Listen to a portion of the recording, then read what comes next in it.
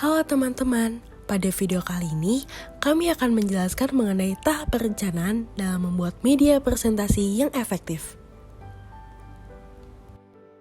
Dalam membuat media presentasi yang efektif, terdapat 3 tahapan, yaitu tahap perencanaan, tahap persiapan, dan juga tahap presentasi. Pada video kali ini, kami akan membahas terlebih dahulu mengenai tahap perencanaan. Berikut adalah tujuan pembelajarannya. Perencanaan atau bisa disebut planning ini adalah tahap awal dalam membuat media presentasi yang efektif. Tahapan perencanaan ini terdiri dari 4 faktor yang perlu dipertimbangkan dalam tahap perencanaan, yaitu audiens, tujuan, konten, dan juga strategi. Nah, apa ya yang dimaksud dengan keempat itu? Yuk dengarkan sampai habis. Yang pertama adalah faktor audiens. Tentunya, audiens atau sekumpulan orang yang nantinya menjadi pemirsa, pendengar, atau pembaca dari apa yang kita presentasikan menjadi salah satu faktor penting bagi presentasi kita. Nah, yang harus kita perhatikan dari audiens sendiri itu adalah karakteristik, pendidikan, dan juga etis mereka. Mengapa ya kita harus memperhatikan itu?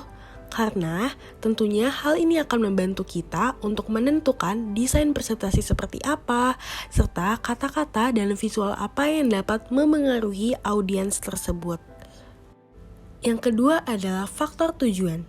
Tujuan adalah apa yang kita ingin audiens kita ketahui, lakukan atau rasakan sebagai hasil dari presentasi kita.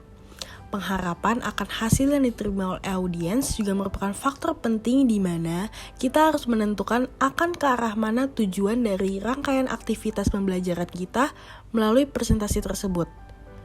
Tujuan dibagi menjadi 3 kategori, yaitu kognitif, yang mengikuti pada pemahaman dan pemecahan masalah.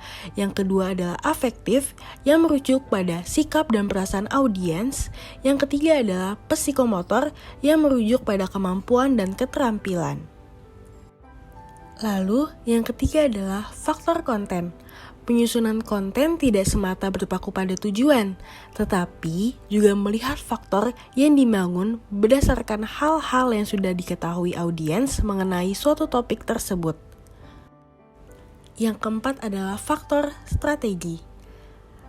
Cara-cara dan metode perihal bagaimana kita mengkomunikasikan ide-ide melalui penyampaiannya tentu perlu dipertimbangkan loh. Dimulai dari bagian pesan yang paling baik dikomunikasikan melalui verbal atau kata-kata, lalu bagian yang paling baik dikomunikasikan dengan visual, dan juga bagaimana kedua metode audio dan visual itu membantu kita mengomunikasikan idenya. Nah, keempat itu merupakan faktor-faktor yang perlu dipertimbangkan dalam tahap perencanaan. Bagaimana? Sekarang kalian sudah mengerti kan? Selanjutnya, dalam membuat media presentasi yang efektif, tahap selanjutnya adalah tahap persiapan yang akan dibahas di video selanjutnya.